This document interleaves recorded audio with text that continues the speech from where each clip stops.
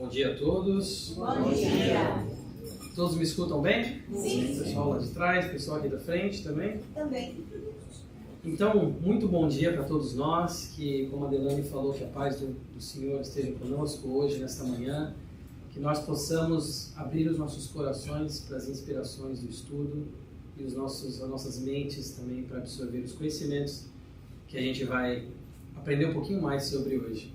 Eu sempre digo que é uma honra e um prazer poder vir nas casas espíritas. Essa é uma casa que eu ainda não tinha visitado, agora tive o prazer de rever alguns amigos que eu já conhecia, conhecer outros novos, mas é sempre um prazer e uma honra, de verdade, poder fazer um estudo do Espiritismo, poder chegar e dividir esse estudo com as pessoas, para que quanto mais a gente se aprofunde, quanto mais a gente fale, quanto mais a gente estude e internalize esses conhecimentos, para depois externalizá-los através de ações, melhor nós vamos ser. Mais nós vamos estar trabalhando nesse tema geral do estudo de hoje e dessa série de falas, que é a reforma íntima.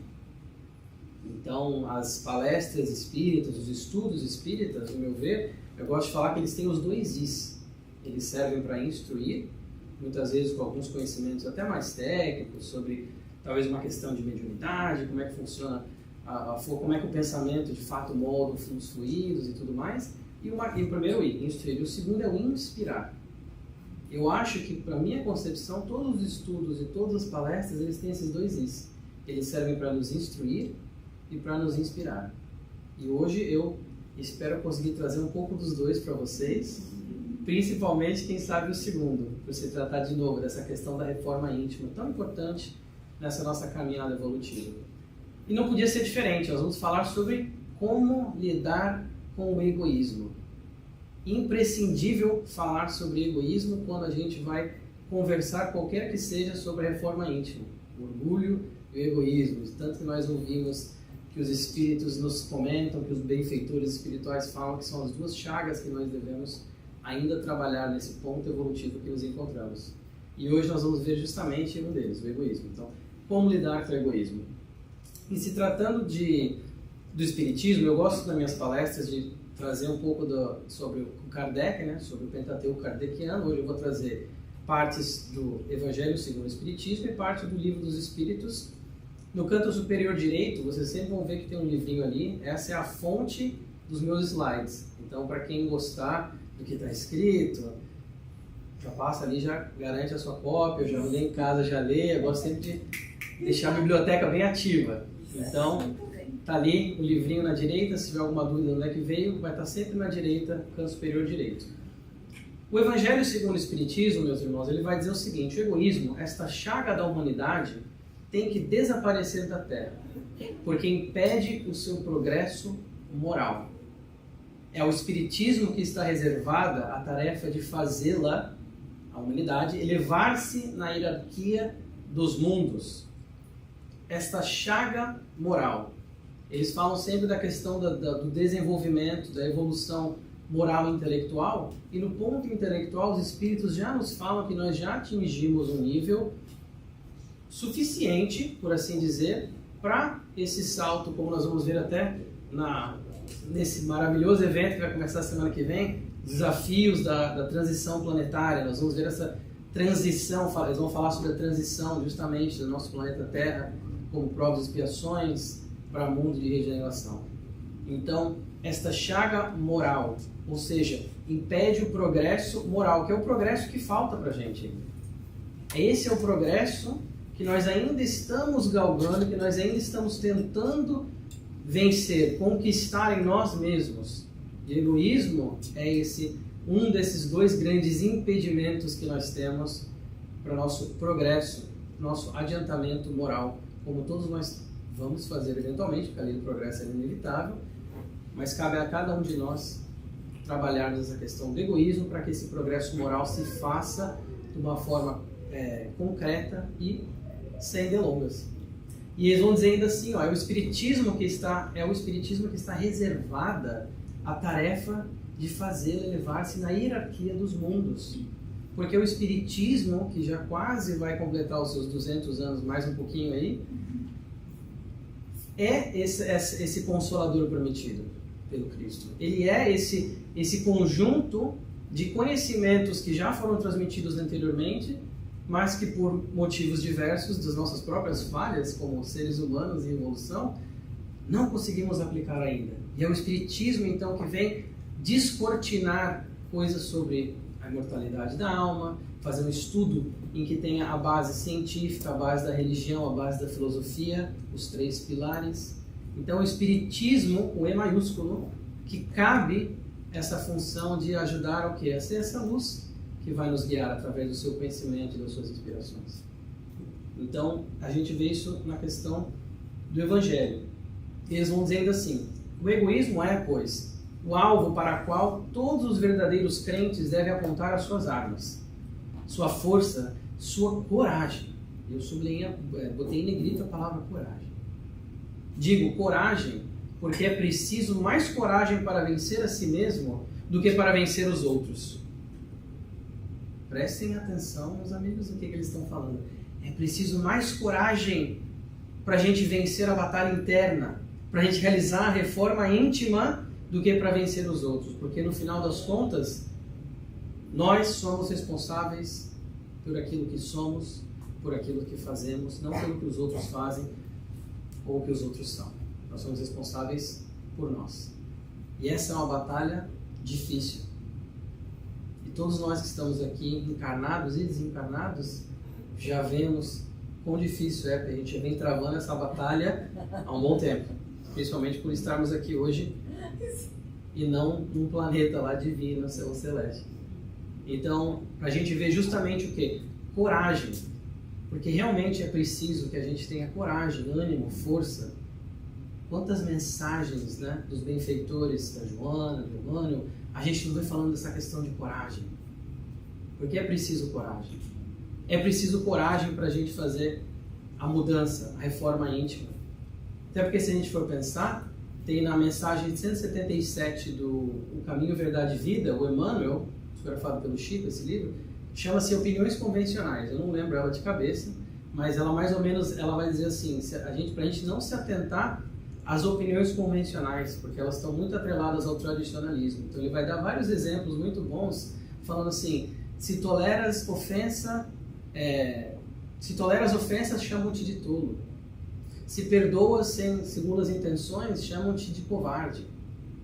E aí ele vai continuar indo. Se toleras não sei o quê. Então ele vai dando várias coisas. Se você não ainda é apegado aos bens materiais, assim, comuns ao dia a dia, te chamam de insano. E é verdade, é preciso de coragem para a gente conseguir modificar, porque muitas vezes quando a gente se modifica e as pessoas em volta veem essa modificação, elas conseguem viver essa modificação que a gente tem, a gente pode receber muitas críticas dos outros, essas opiniões convencionais, como é o nome da mensagem, número 177. Então é preciso coragem, e que nós tenhamos essa coragem para fazer a nossa própria reforma íntima, lidando hoje, especificamente no estudo de hoje, com o nosso egoísmo. Quando a humanidade, eles vão continuar, se submeter à lei de amor e de caridade, deixará de haver egoísmo. Olha, a gente está um pouco longe de chegar nessa totalidade, certo? Mas nós estamos caminhando para isso. E eles já começam aqui, a gente vai começar a entender um pouquinho das ferramentas que nós temos ao nosso dispor para lidar com o egoísmo, para realizar essa nossa reforma íntima, amor e caridade.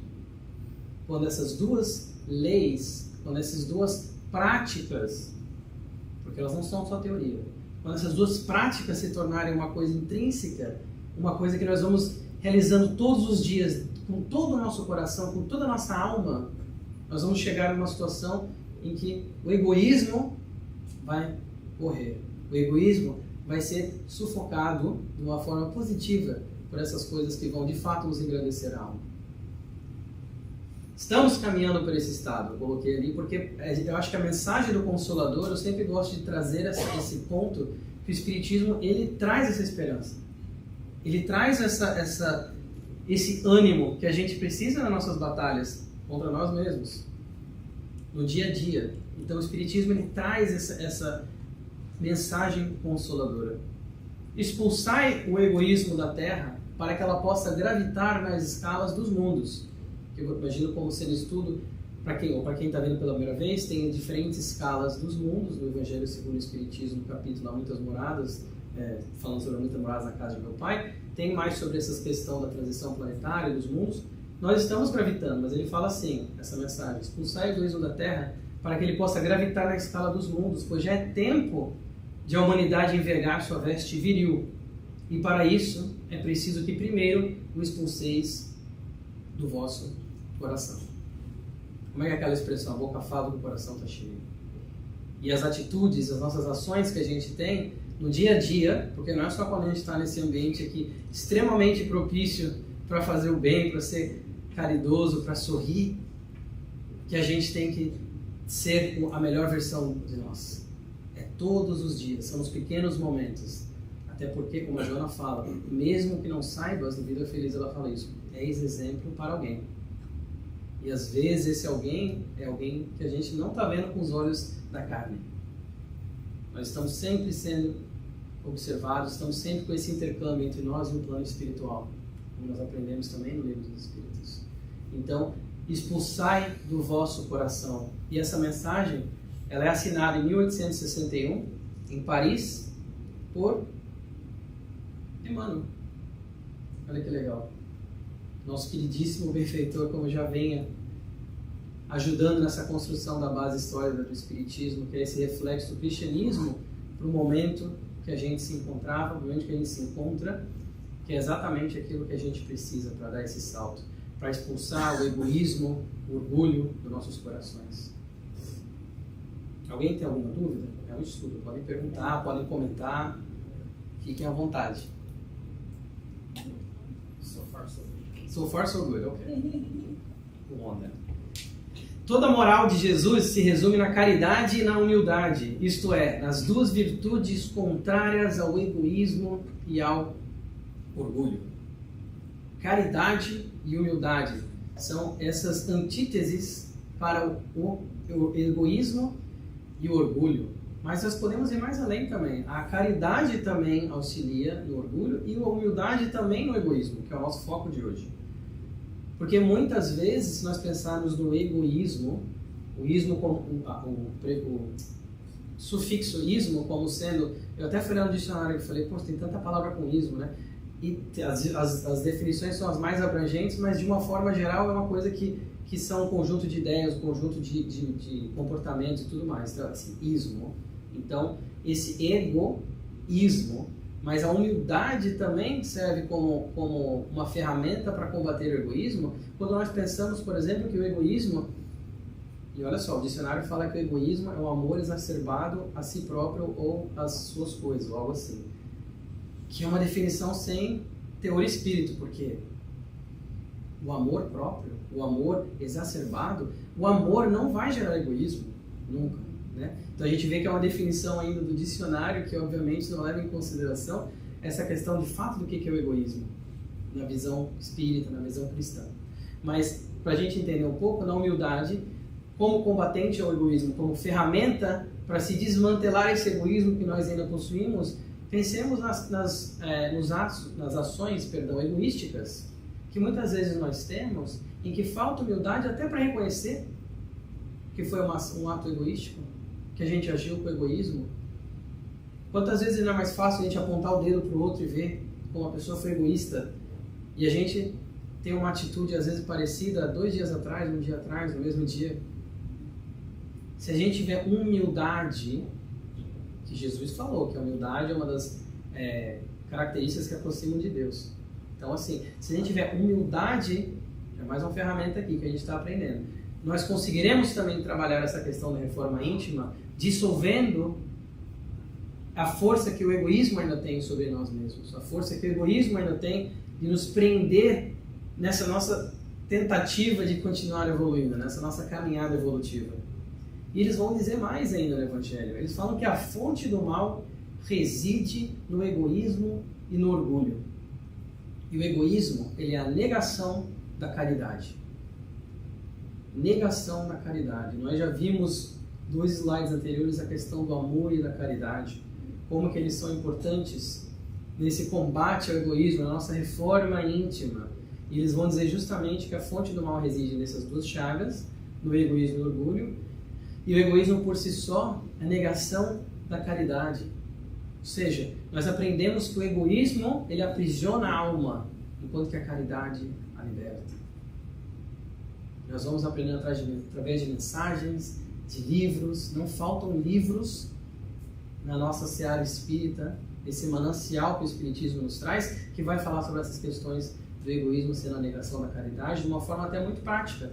Se nós olharmos livros como os livros do André Luiz, os livros do Manuel Filomeno de Miranda, os livros psicografados pela Ivone, que são romances espíritas, mas que eles vão tendo exemplos de pessoas, exemplos de seres como nós e os seus erros, e como que nós podemos aprender com eles. Tem lá atrás um comentário. Por favor, será que você poderia se aprofundar um pouco mais na palavra caridade? Eu acho que algumas pessoas muitas vezes acham que caridade, quando vê essa palavra assim, acham que é só aquela de você dar uma esmola na rua, por exemplo. Isso. Adorei o comentário. Como é que é o seu nome? Daniel. Obrigado, Daniel. Daniel está pedindo, para quem não conseguiu ouvir, para a gente botar um pouco, explicar um pouco mais sobre a questão da caridade, que não é só restringente a você dar uma esmola na rua, você dar algo assim. Daniel, nos estudos, a gente vai ver muito a questão do interplay, do jogo de palavras entre caridade e altruísmo, por exemplo. E quando a gente vai falar de caridade aqui, vão ter definições distintas de caridade, mas a gente pode pegar como vamos dizer assim, uma linha geral a caridade como sendo esse ato em favor do próximo. E o altruísmo é essa abnegação de si mesmo em favor do próximo. Então a gente vê que a caridade ela está muito ligada à questão da ação, mas não é só a ação de dar um dinheiro. Se a gente pensar na questão dos recursos materiais, que nós ainda estamos no mundo material, a caridade também se aplica a essa doação nossa, ela é uma ação, através da ação, pode ser a doação do tempo, pode ser a doação de um conhecimento. Todos nós aqui tivemos trajetos únicos, a gente sempre tem algo a contribuir para o mundo, para os nossos irmãos e para nós mesmos. Então a caridade ela não se limita somente a essa ação da doação de um recurso, de uma moeda, de um recurso financeiro, pode ser recurso do tempo, pode ser um recurso intelectual, pode ser alguma coisa, alguma habilidade artesanal, qualquer coisa que a gente está construindo, ajudando a construir o próximo, uma ação. Então a palavra caridade é muito focada na questão da ação, mas ela não é limitada só àquilo que a gente vê como a caridade de doei e a questão da parte material física. Yuri, podemos considerar, assim, nessa definição que você acabou de falar, nós podemos considerar que todo mundo que está aqui pode estar praticando a caridade? Porque se a gente está aqui para poder instruir e se inspirar, a gente não vai guardar só para a gente. A gente vai levar isso para o nosso próximo. Então, esse movimento que a gente está aqui, de sentar e de ouvir, também seria uma caridade, porque a gente vai chegar nas nossas casas depois e vai tentar praticar inspirado no que você está falando. Assim, eu acho que a caridade, a gente associa muito ao outro, mas sempre começa no interior para que a gente possa dar, porque a gente não dá o que a gente não tem. Nem o tempo e nem o que a gente... Você entendeu? Perfeito, a gente não dá o que a gente não tem. Por isso que eles falam que é muito mais difícil a gente tentar se reformar, mas a batalha tem que ser interna primeiro, a gente tem que modificar a gente. Eu vou mais além ainda. Se for a caridade, a gente levar o conhecimento, só de estarmos aqui, num pensamento elevado, quando tem a oração, por exemplo, a gente está doando recursos. Sim. A gente aprende através do espiritismo. Então, a caridade em si, essa doação, claro que a gente pensa sempre no outro, mas começa em nós, porque se a gente não tiver, a gente não vai conseguir doar. E aí, imagine que caridade em si só é uma palestra. É verdade. Como é que se fala? Um estudo. Um seminário, obrigado. É um seminário por si só, para a gente ver todas as ramificações da caridade. Mas eu adorei vocês terem levantado essa questão da caridade, para a gente entender que só de a gente estar aqui, está levando o pensamento, está fazendo uma doação fluídica, a gente já está contribuindo com algo de nós. Vamos lá, primeiro aqui, depois ali. Você vai falar que para juntar aí a caridade e o egoísmo, para superar o nosso próprio egoísmo, nós precisamos da caridade, porque o self está envolvido no ego. Então, toda vez que eu estou falando eu, meu, nosso, a gente está aqui, a gente só está no passado. A gente ainda está Perfeito. tentando superar o ego através da caridade. Então, para chegar no que eu não sou mais um indivíduo, do eu, do ego, vai muito tempo. Mas é um caminho que a gente tem as diretrizes para superar isso. Muito bem colocado. A gente vai ver até mais à frente, eu vou apresentar os trabalhos da Joana, que ela fala muito a questão, utilizando o ego, o self e tudo mais. O self muito maior que o ego. Acho que, só para pegar uma frasinha que você falou, né? A gente não pode dar o que a gente não tem. Mas estando aqui, mesmo que a gente não tenha recebido conhecimentos antes, para dar alguma coisa, a gente está criando esses conhecimentos. Então, sim, a gente pode aprender o que a gente não teve para dar. Então, a gente pode dar o que a gente não teve. Que a gente não teve, exato. Mas que agora a gente está tendo. E a gente adquiriu através da Reforma Índia, através de quê? De ações, de estar aqui, estar tentando refletir como é que eu posso usar esses ensinos, né, para mim mesmo, para minha vida. Perfeito. Obrigado pelas colocações. E agora a gente vai então para o Livro dos Espíritos. Perguntas e respostas. Na pergunta 913, dentre os vícios, qual que pode ser considerado radical? Eles vão dizer, já dissemos inúmeras vezes, o egoísmo. Dele deriva todo o mal. Estudai todos os vícios e vereis que no fundo de todos há egoísmo. No fundo de todos os vícios, todos esses flagelos morais, há o egoísmo. Quem quiser aproximar-se da perfeição moral, já nesta vida, não vamos deixar para depois. A gente não sabe as circunstâncias do depois. Deve extirpar do seu coração todo o sentimento de egoísmo, pois o egoísmo é incompatível com a justiça, o amor e a caridade. Ele neutraliza todas as outras qualidades. O egoísmo, eles falam que é o joio que afoga os bons sentimentos, como o joio do trigo, né? Eles fazem uma comparação. E qual é o maior obstáculo ao progresso? Então, o orgulho e o egoísmo. Pergunta 785, pergunta em si só, que é tema de muitos estudos. Refirme ao progresso moral, pois o intelectual avança sempre. O moral, a gente precisa estar desenvolvendo, a gente precisa estar tendo essas ações para alcançar esse progresso moral, aliás, para dar continuidade a esse progresso moral que nós já andamos um pouco. Nós não somos mais seres somente animalescos de instintos e sensações, nós temos já sentimentos. Mas a questão é, nós ainda estamos avançando. Esse progresso ele é longo, ele é demorado, mas ele é feito. A gente não pode ficar desencorajado, a gente tem que se encorajar e tentar sempre ser melhor, um dia após o outro, um momento após o outro, uma ação por vez.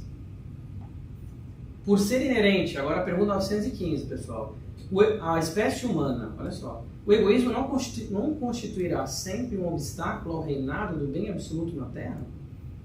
É certo que o egoísmo, eles vão dizer, é o vosso maior mal, porém ele se prende à inferioridade dos espíritos encarnados na Terra, e não à humanidade em si mesma.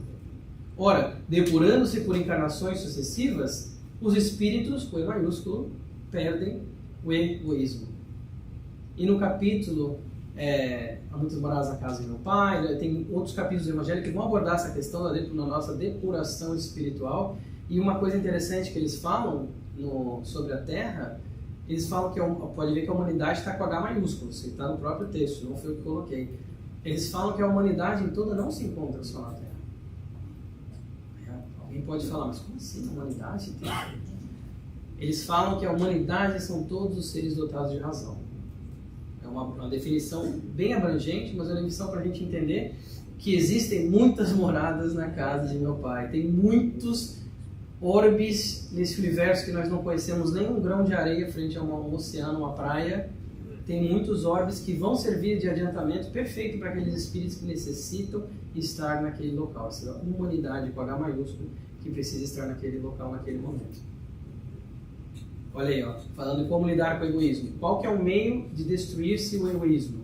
De todas as imperfeições humanas, a mais difícil de extirpar é o egoísmo, porque resulta da influência da matéria, a influência de que o homem, ainda muito próximo da sua origem, não pôde libertar-se, já que tudo concorre para mantê-la.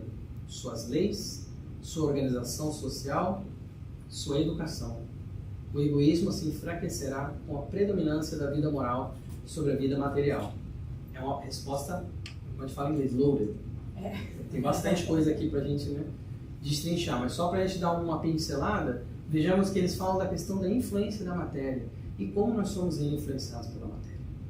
E nós vamos vendo também que a depuração espiritual ela vai ocorrendo à medida que, quando pediu-se para definir os espíritos em classes, em categorias, né? Classes e ordens, para ser mais específico, no Evangelho segundo o Espiritismo, eles vão falando sempre que essa mudança vai ocorrendo e nos planetas que esses espíritos habitam, com a influência do espírito sobre a matéria. Vai ser uma coisa inversamente proporcional. Quanto mais adiantado, menos a influência da matéria sobre o espírito. Tá? Até que chega um momento que eles falam que a vida é 100% espiritual.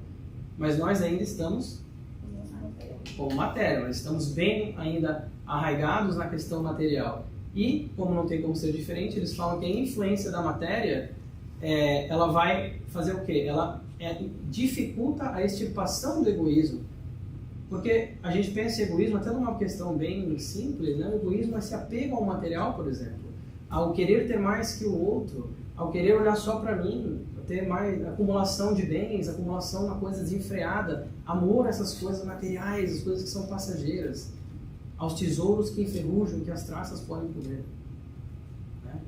Daniel? Desculpa estar me prometendo aí. Não, é isso tudo. Eu quero... Vai lá. Não, vai lá. No slide anterior, será que você poderia explicar, porque acho que tem alguns jovens, talvez não sabe a diferença de humanidade de um H maiúsculo, espírito sem maiúsculo, só para entender que a palavra está tão boa, a humanidade. Claro. Então, a humanidade com H maiúsculo, por exemplo, quando eles falam dessa questão da humanidade com H maiúsculo, é justamente aquilo que eu estava comentando, sobre a humanidade não ser só os seres humanos, como a gente conhece aqui no planeta Terra, porque eles vão dizer que a humanidade são todos os seres dotados de razão. Então nós vamos ter seres dotados de razão, que são humanos com H maiúsculo. Quando a gente fala H minúsculo, somos nós aqui na Terra.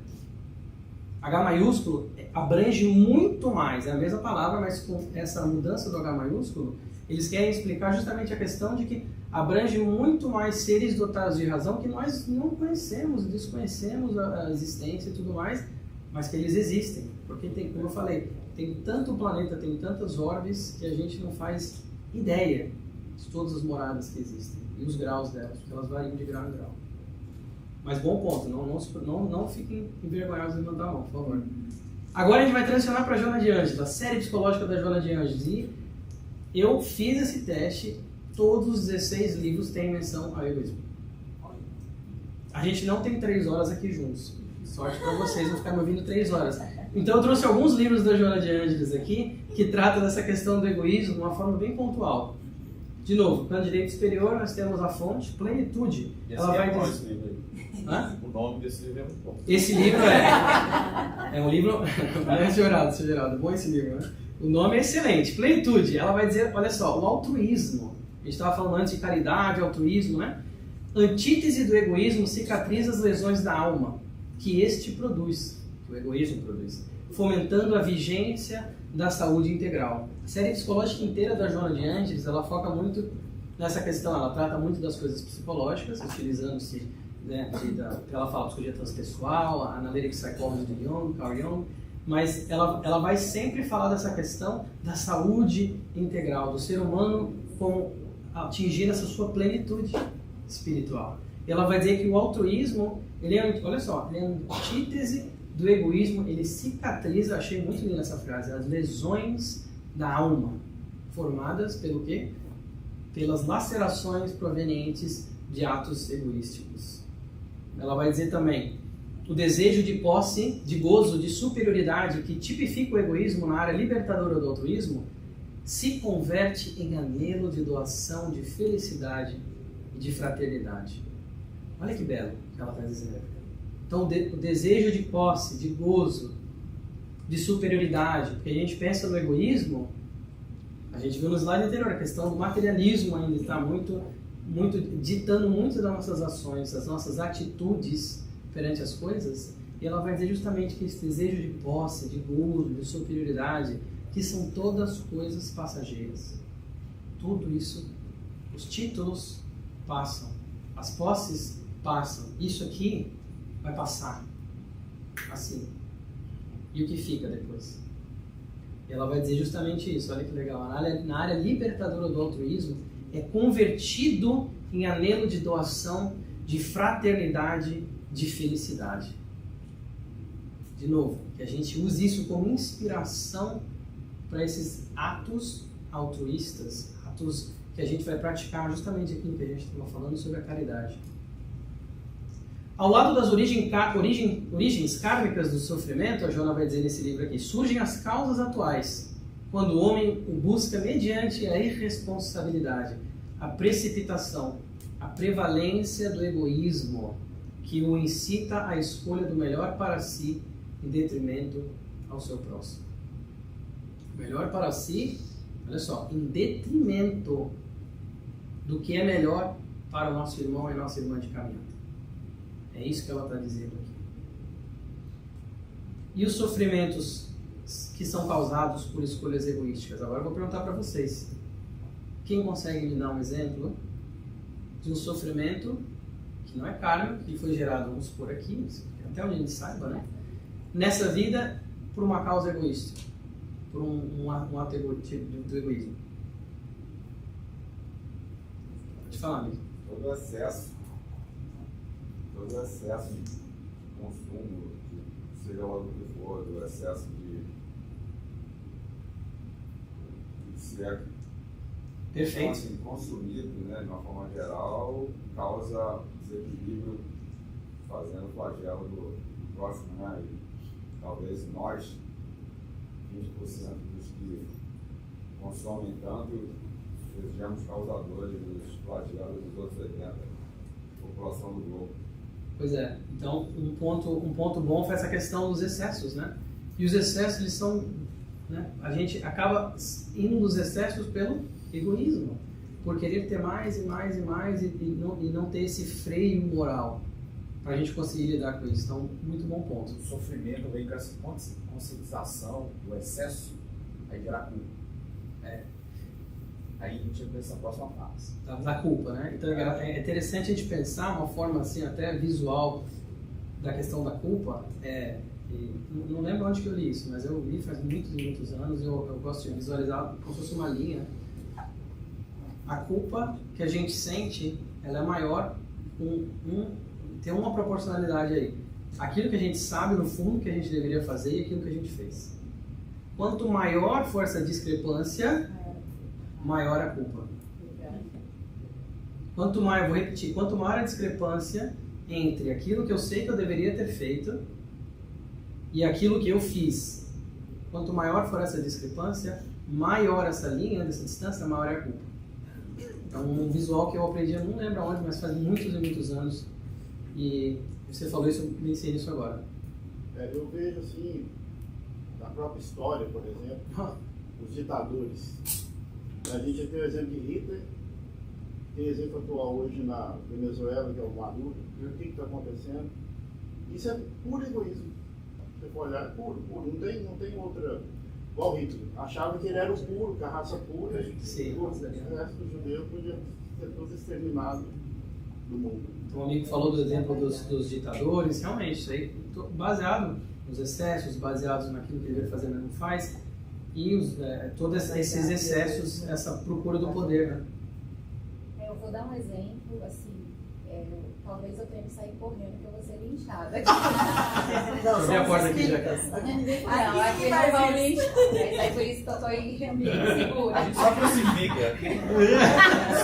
Eu vou dar o exemplo que eu vou dar é ainda a condição do ser humano indo de comer a carne animal né? É uma escolha egoística. Hoje é camarão, Mas enfim, causa um sofrimento animal. Tá? É só isso, não me apedreja. Então não vou dizer que eu sou vegetariano, então não posso falar isso. A gente faz junto daqui. Bom, mais uma, quem levantou a mão? Perfeito, então. Eu queria lembrar um pouco, desculpa. Vamos lá. Sim, aí entra a caridade. Você precisa ter caridade com aqueles que ainda não conseguem ser vegetarianos. Não, eu não estou julgando. Cada um no seu nível. Não estou julgando. Vamos fazer a mudança que a gente consegue fazer. Vamos lá. Eu já estou no meio do caminho, porque eu só como carne se o boi for vegetariano.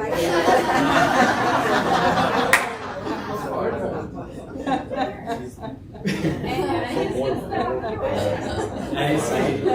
Obrigado pelos exemplos de egoísmo, pessoal. A gente pode ver também a questão do meio ambiente, né? Sim, Como é que o nosso planeta hoje está por muitas questões egoísticas, né? Exato. De usufruir, como o amigo falou também, do excesso. Obrigado pela participação, pessoal. Vamos conversando, eu estudo. Agora, no egoísmo e sofrimento, a Joana vai continuar dizendo no livro Plenitude, ela vai dizer: o egoísmo é a estaca zero, às vezes perniciosa para ensejar os primeiros movimentos no rumo da solidariedade, do bem comum.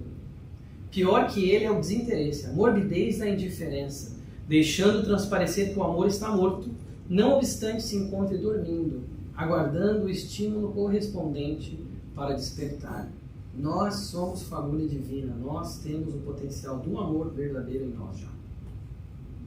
E ela está dizendo justamente essa questão de estar dormitando ali, estar dormindo, mas está ali. E ela vai dizer estaca zero também, a gente pode pensar na questão, até no desenvolvimento. Se a gente fala de criança, tem aquela parte muito egoísta, eu, né?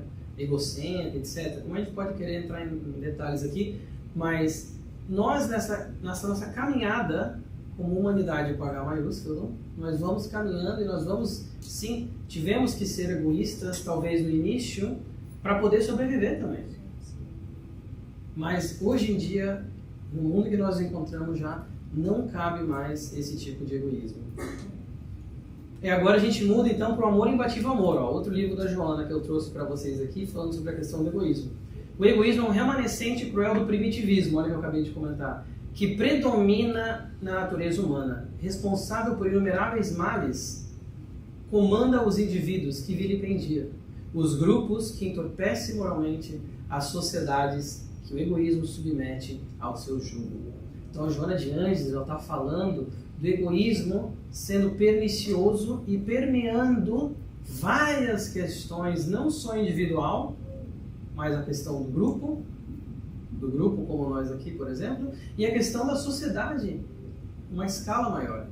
O egoísmo, então, permeando e influenciando as decisões, as ações negativas, ações que não vão nos ajudar nesse nosso progresso moral. A meta do egoísta, ela vai dizer, é o gozo pessoal, perturbador, insaciável, porque oculta a insegurança que se realiza através da posse.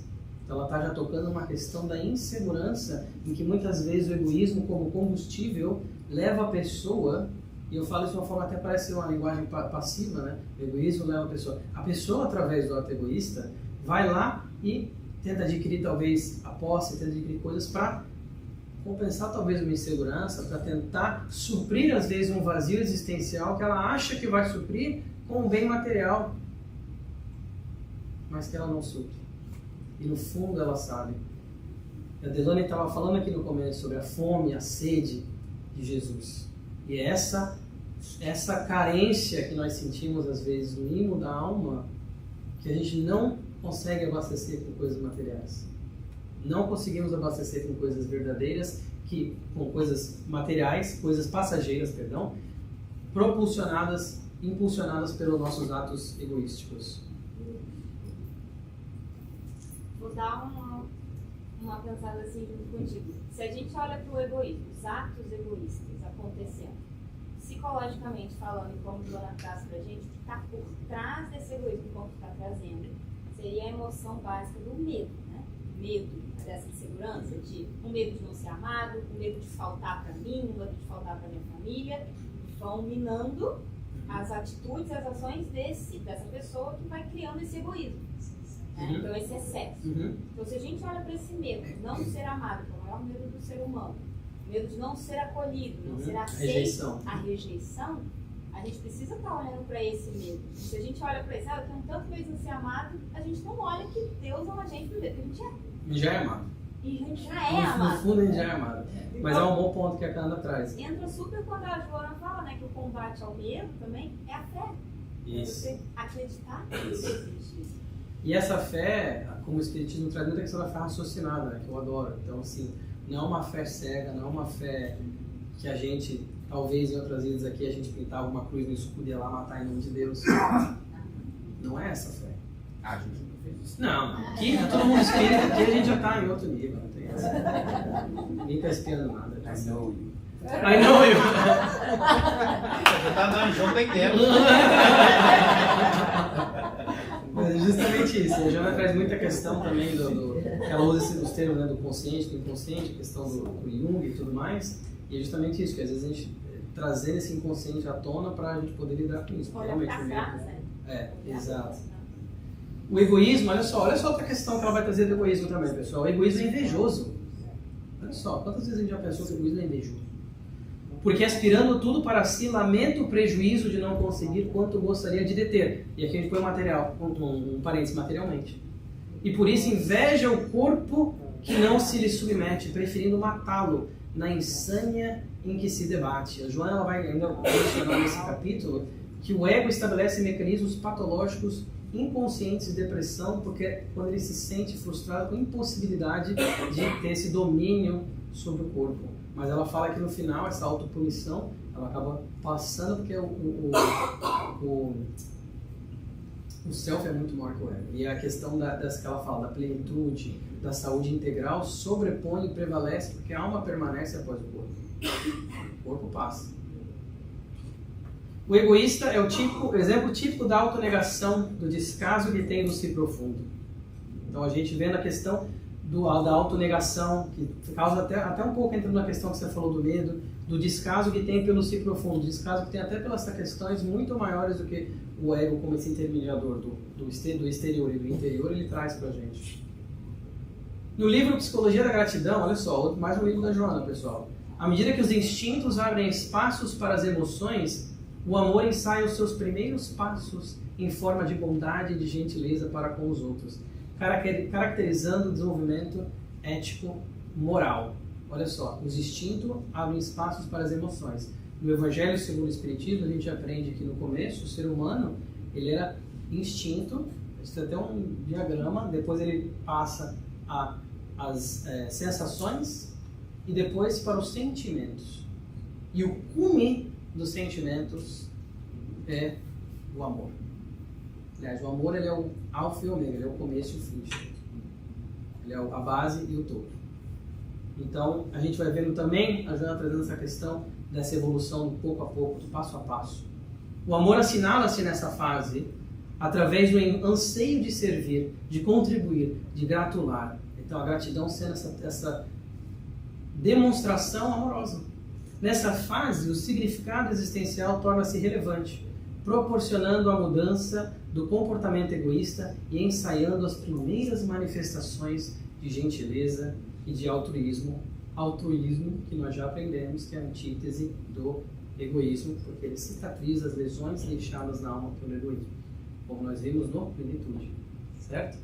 Então a gente vai vendo justamente que o amor, a gratidão, esse desejo de servir, altruísmo, a caridade, como a gente já comentou aqui, é aos pouquinhos, aos poucos vai ter essa substituição, talvez de uma ação egoística que a gente vai tomar, que a gente já pensa melhor em nós mesmos, mas no bem do outro.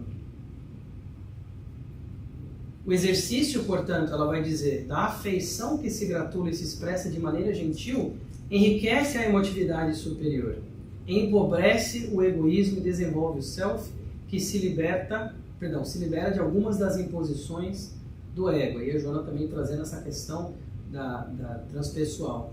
A gratidão é uma experiência pessoal, olha só, sendo uma conquista do self, expressando libertação do comportamento egoísta. Então a gente pode ter certeza que quando a gente exercita a gratidão, nós estamos também se livrando dessas amarras do egoísmo, essas amarras que são esse impedimento ao nosso progresso moral. Eu queria que você falasse um pouquinho, eu não entendi a parte do amor como base toda. Que eu falei do amor como sendo o alfa e o ômega. Porque o amor, porque todos os sentimentos, todas as nossas atitudes, como a gente é uma fagulha de amor, todas as nossas atitudes que ajudam o nosso progresso moral, que elas são esse início da nossa transformação íntima, elas têm no mínimo um ínfimo ponto de amor. Então assim, ele como se fosse o começo que aos pouquinhos a gente vai desenvolvendo através de dizer um obrigado, de fato apreciar alguém que fez algo por nós, ou de abrir uma porta, uma gentileza, como a Joana vai falando, as coisas pequenininhas. A base de tudo isso que eu falei quando eu quis dizer que a base é o amor, porque sem amor a gente não tem nada. E quando eu digo que é o cume, pelo menos na minha visão eu vejo como sendo o ápice, o cume, alfa e ômega, o começo e o fim, é justamente que a gente vê um espírito crístico, como aquele que passou 2000 anos atrás aqui. A gente vê como que ele exemplificou o amor através de tudo, não só das palavras, mas das suas atitudes, como sendo esse guia, o sentimento guia, o sentimento final para a gente alcançar esse amor pleno. Yuri, como você falou, é Jesus. E o início é como é colocado, somos criados todos iguais, simples e ignorantes. Então Deus já nos dá essa oportunidade no princípio, ele foi criado com amor. Exatamente. O princípio inteligente, ele já está ali, ó. Então não tem diferenciação, ninguém foi criado melhor que ninguém. Exato. Foi criado igual. E aí vai variar de acordo com aquilo que a gente faz, com o que nós temos, alguns vão avançando mais rápido, outros vão lembrando mais. Vamos mais uma aqui, daí eu tenho que... E somos ser por amor, pelo amor de Deus, por amor, pelo amor dele, e para amar. E para amar, nós fomos... Porque nós somos do amor. Isso. Nós estamos caminhando para lá. E quanto mais a gente vai conseguindo colocar o amor, e o amor verdadeiro mesmo, nas atitudes, nas ações, mais a gente vai auxiliando o nosso progresso moral. Nosso progresso, por sinal, que é individual, no sentido de que cada um é único no seu progresso e intransferível.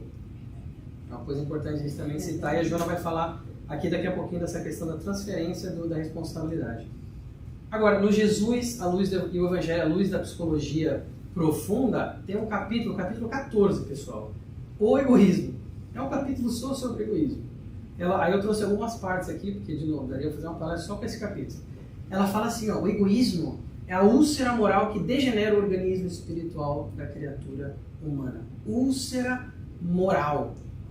Quando eu li isso, nossa, forte. Úlcera moral. Remanescente do primarismo que lhe é dominante. Sabe disfarçar seu egoísmo, pessoal, de variadas maneiras, justificando-se com habilidade. Não, só fiz isso porque não tinha problema, porque não sei o que. Né? A gente explica até para nós mesmos, para tentar nos enganar às vezes, a fim de prosseguir como agente de destruição dos bens de vida, é o silent killer. A terapia eficiente para tão terrível flagelo é o altruísmo, por desenvolver os sentimentos superiores que defluem da razão e do discernimento. O homem Jesus enfrentou-o em toda a sua trajetória e soube freá-lo nas suas investidas orgulho ferido, de inveja sistemática, de pessimismo, de presunção descabida. E o egoísmo, ela vai dizer que conspira contra a caridade. E a gente sabe como que Jesus enfrentou o egoísmo nos outros, né? Como que, não só ele enfrentou no sentido de como que ele reagiu, sendo nosso exemplo maior, mas também de como que teve atos egoísticos que influenciaram até o ponto final, quando ele estava no Gólgota. Então, tudo isso decorrente de quê? De egoísmo, de orgulho, coisas que naquela época, e até hoje, a gente não chegou ainda num ponto em que a gente vai entender perfeitamente e poder modificar o ponto de um Jesus. Nunca será demasiado, olha só, esperar-se para que esse sentimento de caridade tenha início no ímã e se espraie, alterando a paisagem terrestre, a nossa e a dos próximos, sem esperar que outrem o faça, o que pode representar um mecanismo egóico de transferência de oportunidade e realização. Não é esperar pelo próximo não ser egoísta, não é esperar pelo próximo ser grato, ser altruísta, ser caridoso. A gente não pode transferir a responsabilidade. Começa com nós, começa com cada um de nós, pouco a pouco, porque justamente a gente sabe que o Emmanuel, ele vai dizer no livro Rumo Certo, mensagem número 7, ele vai dizer o seguinte: nunca desprezes o pouco que possas fazer pelo bem de outra pessoa. Não é exatamente assim, mas porque a gente nunca sabe o que é pouco. Às vezes para nós pode ser uma coisa pequena, mas pode ser uma semente que a gente coloca lá. Quantos frutos podem desabrochar depois? E aí, já indo aqui para o nosso encerramento, eu estou olhando ali o relógio. Se o amor do próximo constitui o princípio da caridade do Evangelho, amar os inimigos é a mais sublime aplicação desse princípio, porque a posse dessa virtude é uma das maiores vitórias alcançadas contra o egoísmo e o orgulho. Mas eles vão dizer, como que nós podemos amar os inimigos? É muito difícil isso, né? Eles vão dizer, perdoar-lhes sem segundas intenções, é não colocar obstáculos na reconciliação, é desejar-lhes o bem, é regozijar-se quando eles conseguem uma coisa boa na vida deles, é estender-lhe as mãos, quando pedem ajuda, é abster-se de criticar quando eles estão sendo vilipendiados e criticados.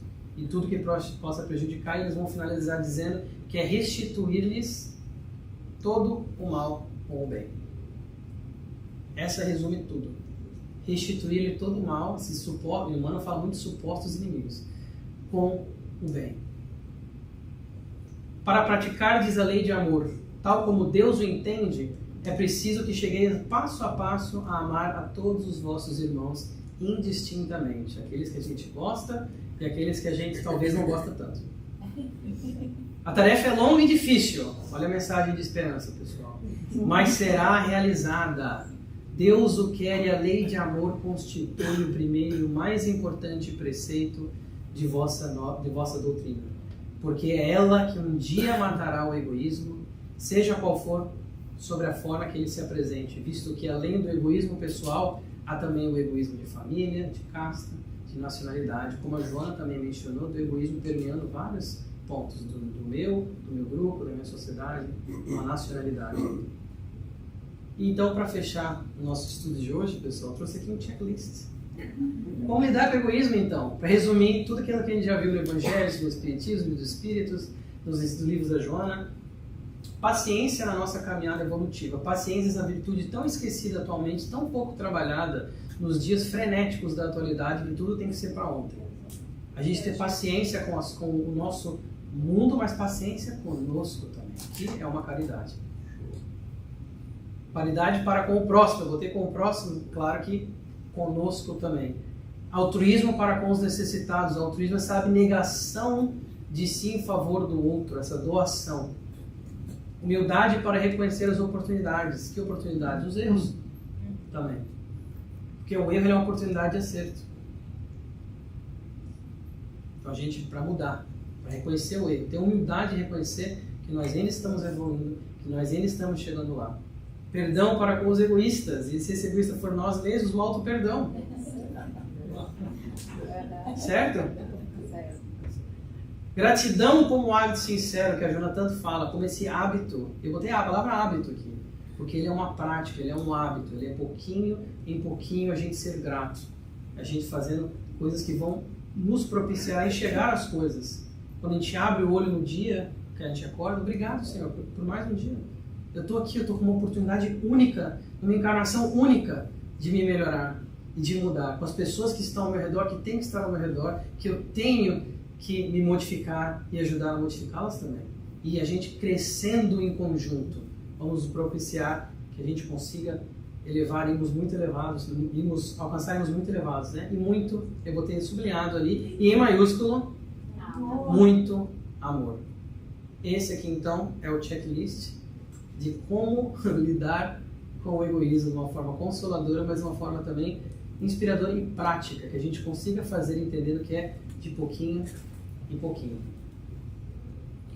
Uma semana iluminada a todos nós. Muito obrigado pela atenção.